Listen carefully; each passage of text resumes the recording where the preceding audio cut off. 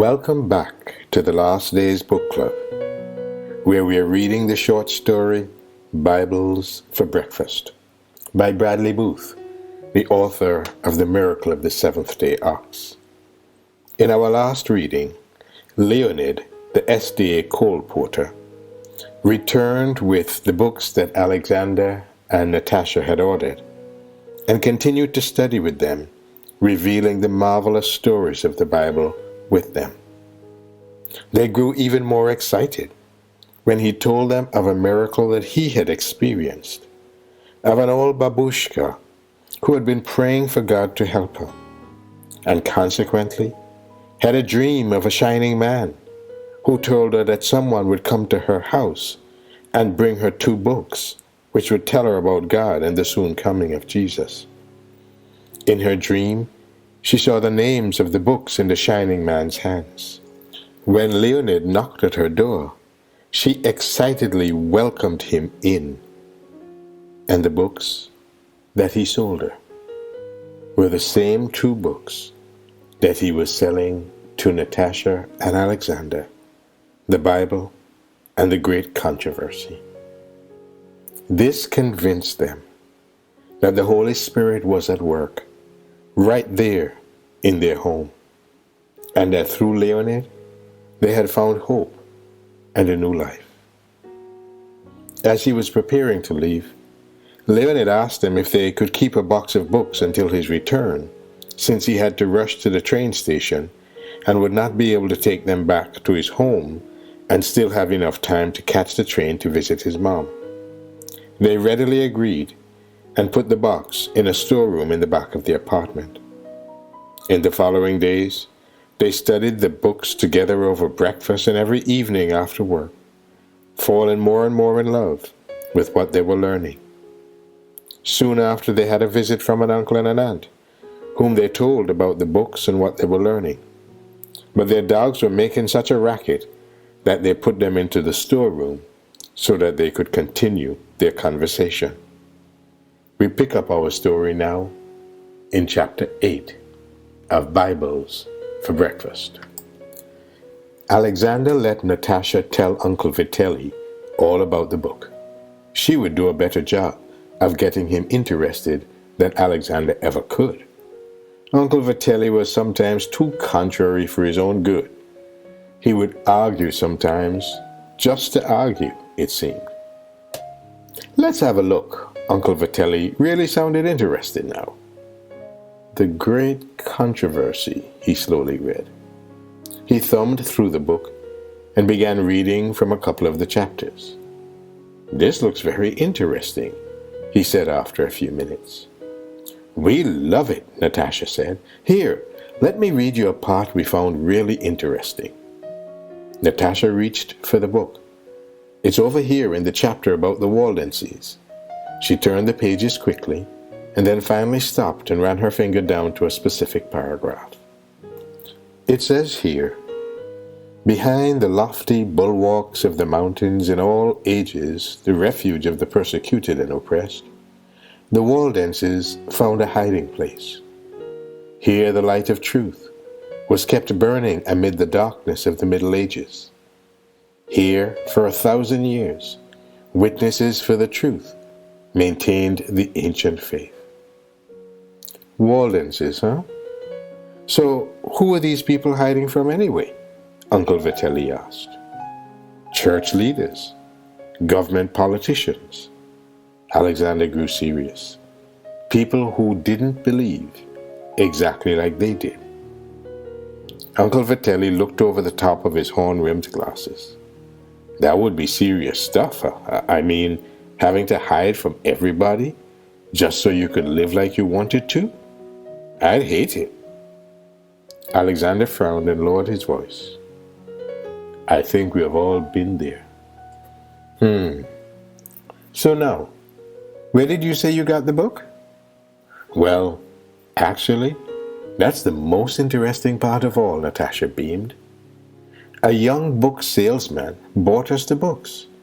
He knows all about religious history, and he can quote long passages from his books. Natasha held up the other book that Leonid had sold them. This book here is the oldest book in the world. It's called the Bible. Some of it was written in 1400 years BC. Leonid read to us from the book, and it has some of the most incredible stories we have ever heard. Alexander joined in. Stories that defy the imagination, but they're all true. Leonid, huh? Uncle Vitelli reached for the Bible. That's right. He said the Bible has lots of critics, but every year, archaeological discoveries are made that prove more and more of the stories to be historically accurate. Like, Uncle Vitelli stared over the top of his glasses again. Like a story about a worldwide flood. Noah's flood, they called it. Alexander stared at Uncle Vitelli. You'd like that one. It's at the beginning of a book called Genesis. It has to do with the scientific world and all. Here, remark some of them. See for yourself. He opened the holy book and pointed to the chapter with the story. And there's a story about a man who could tell the future through dreams. Natasha leaned over Uncle Vitelli's shoulder. He helped save ancient Egypt and all the other Mediterranean countries from starvation. Uncle Vitelli flipped the pages of the Bible. I see you have marked all kinds of stories here. He paused and began to read. So the people shouted when the priests blew the trumpets. And it happened when the people heard the sound of the trumpet, and the people shouted with a great shout, that the wall fell down flat.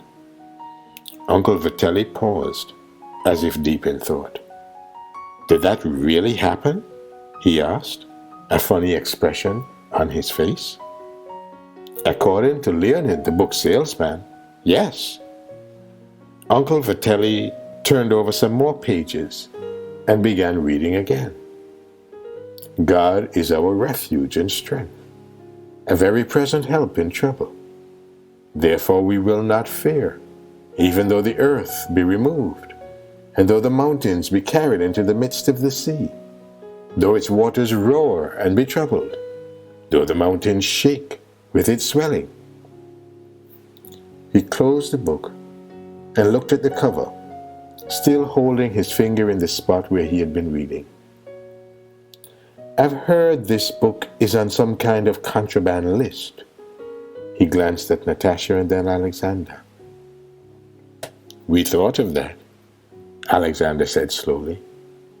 But it's so interesting. And it really doesn't say anything against the USSR. The book doesn't even mention it. Uncle Vitelli shrugged. Looks good to me. He raised his eyebrows. I like the books. When you're done with them, send them on over. The end of chapter 8. Chapter 9. The next morning dawned bright and clear. Not a cloud was in the sky as Alexander got up and prepared for the new day.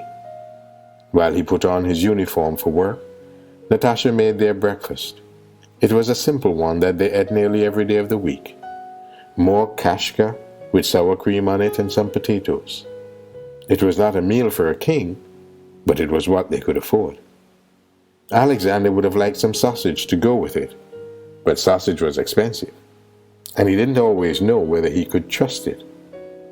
When they did eat it, Natasha usually had to recook it to make sure any bacteria or sickness in it was killed.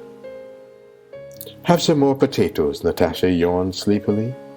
Watch out now, the pan is hot. They smell so good. Alexander reached for a second helping. Thank you, dear. She stared at her husband, handsome in his gray uniform. God is good, she smiled sweetly. I think our life is changed forever. Ever since Leonid's visit, it's like there is nothing that can go wrong. It is as if the peace of God is in our hearts and nothing can take it away. She rubbed her eyes awake. That's exactly what I was thinking. Alexander patted Natasha on the cheek. It seems too good to be true, doesn't it? They read a few pages from their books, and then Alexander suddenly pushed himself back from the table. I'd better take the dogs for a walk before I leave. Natasha got a startled look in her eyes. That's right, I totally forgot about Boris and Lexi. They've been so quiet. We never let them out of the back room last night after Uncle Vitelli and Aunt Marina left. Get your coat, Alexander.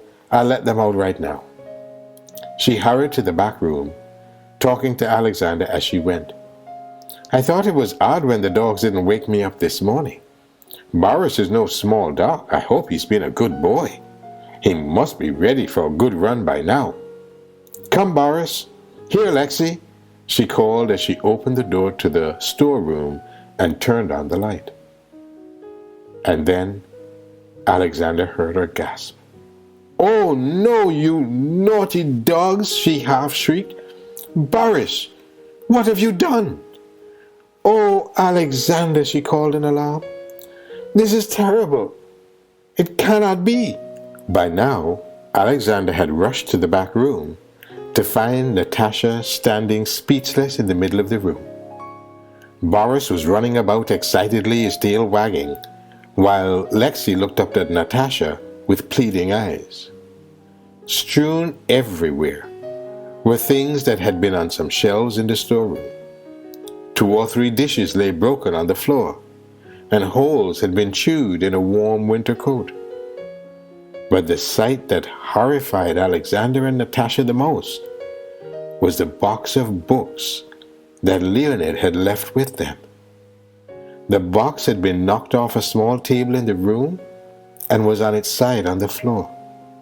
Bibles and books had been dragged out by the dogs and scattered across the floor. Pages lay everywhere, torn from the wonderful books.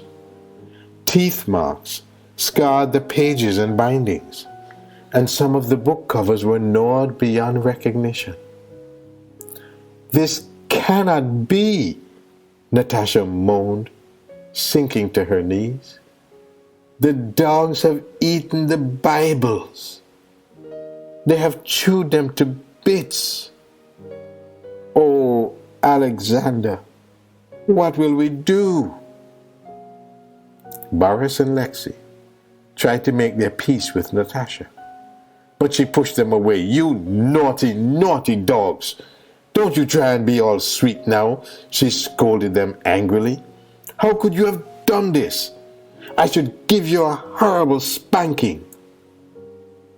We should never have left the dogs in here so long, Alexander groaned, his hand on his head and his shoulders sagging. We were talking and talking last night and forgot all about them. He closed his eyes in exasperation.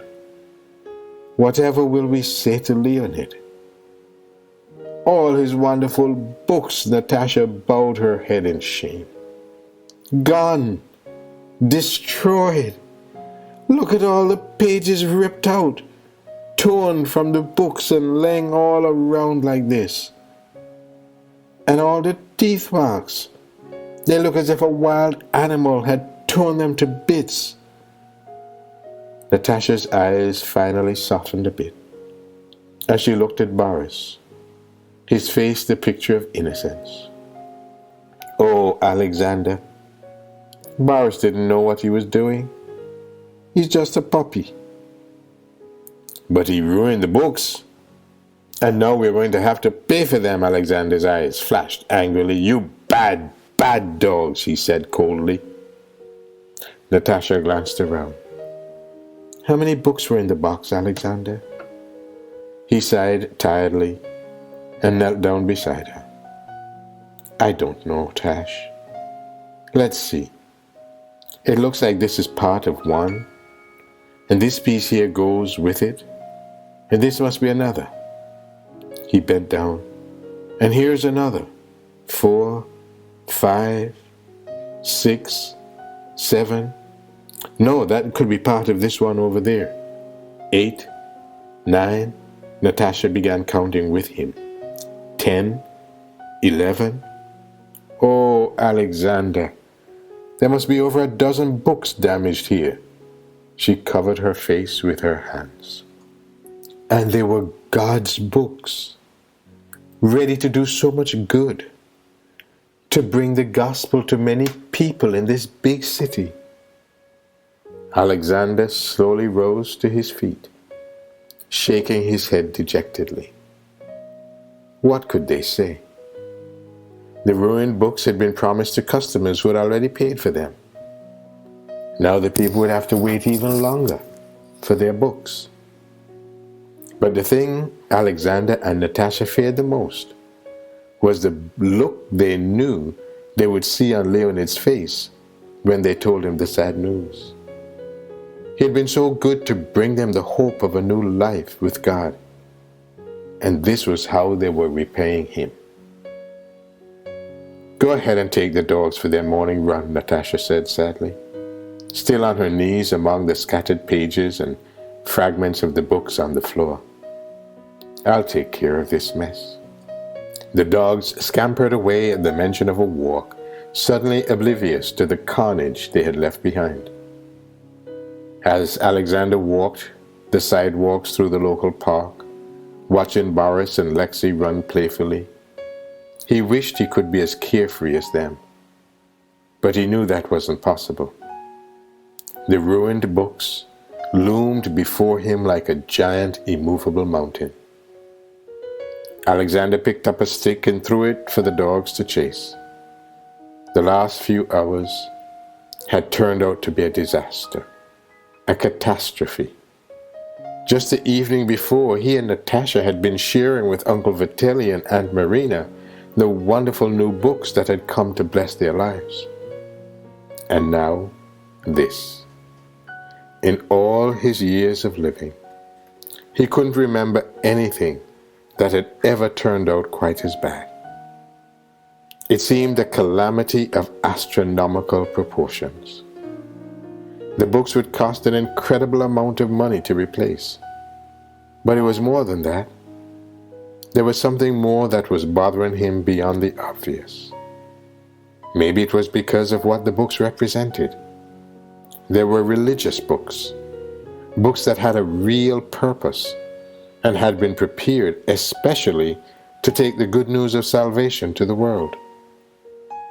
The tragedy was almost sacrilegious in a strange sort of way, a desecration of something holy. He didn't know much about the history behind the books, how they were written, or what it had taken to get them printed and smuggled into Novosibirsk. But one thing was sure. God himself was involved here. Alexander remembered Leonid's story about the lady who had prayed and how an angel had appeared to her in a dream, telling her to look for a man with 2 books. In his mind, that made them holy books. And were the rest of Leonid's books any less holy? Alexander thought not. And that made his situation all the more desperate. The thought that Boris and Lexi had chewed up Leonid's books seemed worse than irreverence. It was like a slap in the face of God. The end of chapter 9. Chapter 10. I must be strong, at least for Natasha, he reasoned, as he walked back to the apartment, trying to shake off the tangle of thoughts that threatened to overrun his mind. He was very quiet when he stepped back into the warmth of their little apartment, but he had a determined look on his face. Don't worry, he assured Natasha. We'll think of a way to raise the money to pay for the books. Alexander and Natasha sat down at the kitchen table to ponder what they should do next. They looked through the box of books once again to survey the damage. Out of the 20-something books in the box, 14 of them were ruined beyond repair. Whatever will we say to Leonid? There were tears in Natasha's eyes. God sent him to us with such a wonderful message, and this is how we repay him? We'll just have to pay for the books, that's all, Yes, of course, but they will cost so much. How can we ever find the money to do this? Alexander gave a deep, tired sigh. I don't know, Natasha, but we must. It's only right. The day had hardly begun, but already Natasha thought he looked tired. She bowed her head in submission to the problem they must face. Maybe you're right. God will help us. Alexander put his head in his hands. It was not really our fault. The devil was here to give us trouble. You think so? I'm sure of it. The devil does not want us to be happy. He doesn't want us to know about God or the truth from his holy Bible. Natasha's eyes grew wide, as though she suddenly understood for the first time. So the devil is mad at us, and he made Boris do it. She turned to Boris, who was looking at her warily. So that's it. Boris, did you hear that? You should not have helped Satan destroy the good books, you naughty dog. Shame on you, she shook her finger at him, and then glanced at the mother dog. And Lexi, you should have made your puppy behave. What's done is done. Alexander shook his head grimly. We will just have to tell Leonid the truth when he comes. I just hope he understands. But God will have to help us, he added, if such a thing is possible. We cannot pay for the books now. God will have to help us somehow find the money for these books. He got up from the table, his coat still on. Now I must go to work. We must pray to God, Natasha, like Leonid did. Maybe God will help us find a way to pay for these books. We can talk about it tonight when I come home. Alexander left the apartment and made his way to the train station, where he boarded the train that would take him to the business district. He stared out of the window of the slow-moving train. The click-clack of the wheels on the rails punctuated his thoughts as he passed by high-rise apartments, through darkened subway tunnels, and finally above the busy streets in the town's business section where he worked. What a dilemma he was in. Alexander closed his eyes and tried to think of a solution. The thought of all those books lying around torn to shreds was ominous. How was he going to pay for the books the dogs had ruined? He was a poor man. He mentally calculated how much the books would cost to replace, and the thought of such a thing seemed financially impossible. He had already given Leonid all the money they had in the house to pay for the books they bought. That had been the money they needed to pay for food and medicine for the rest of the month. Alexander wouldn't receive his monthly salary for another 2 weeks. Fortunately, Alexander's job did not require him to concentrate much, because he was certainly doing a poor job of that this morning. The gated area where the vaults were located was a quiet, expansive room with little traffic most hours of the day. There was plenty of time to think about the trouble he and Natasha had gotten themselves into. Maybe too much time. All morning, Alexander couldn't shake the feeling of dread that had started their day.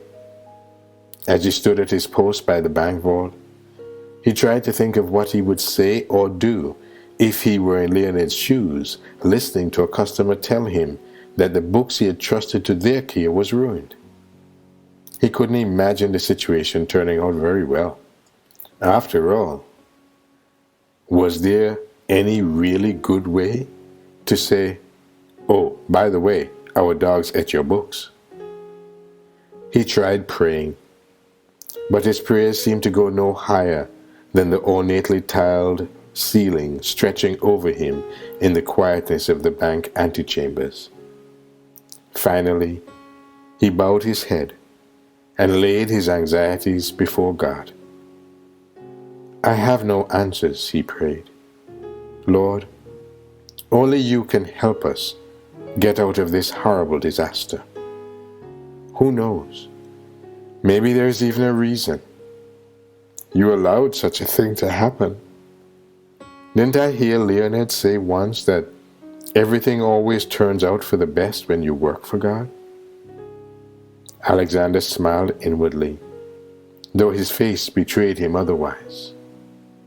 Of course, such a thing couldn't be entirely true at face value, but something in his heart told him he would rather be a poor man and have peace with God than have things the other way around. Meanwhile, back in the apartment, Natasha was trying to put the torn and ragged pages back into the books, but it was no use. Most of the books were ruined beyond repair. Hundreds of pages were ripped and shredded, wet with dog drool, and the book covers were full of teeth marks. She felt terrible.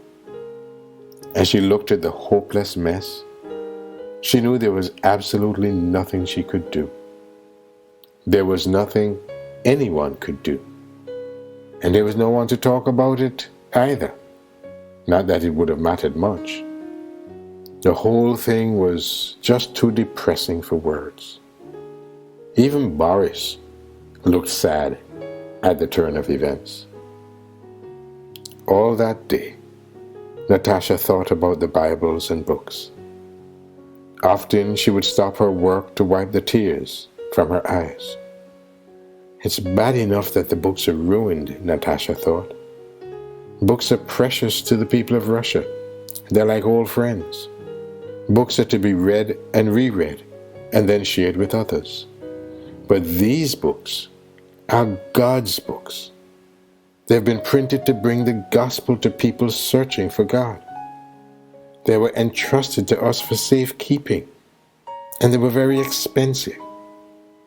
What are we going to do about it? At one point during the morning, she literally fell to her knees and prayed tearfully, almost desperately.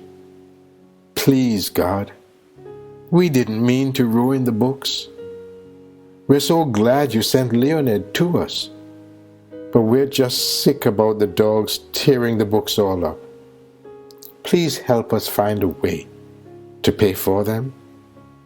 And then, almost as an afterthought, she stammered, I don't really know you, God. Leonid says you are the God of the universe, and yet you care about us. Please, God, if you will, I know you can help us find a way. Somehow, praying seemed to help, though she had never really prayed alone before. Her prayers gave her courage to wipe the tears from her eyes and continue on with her work.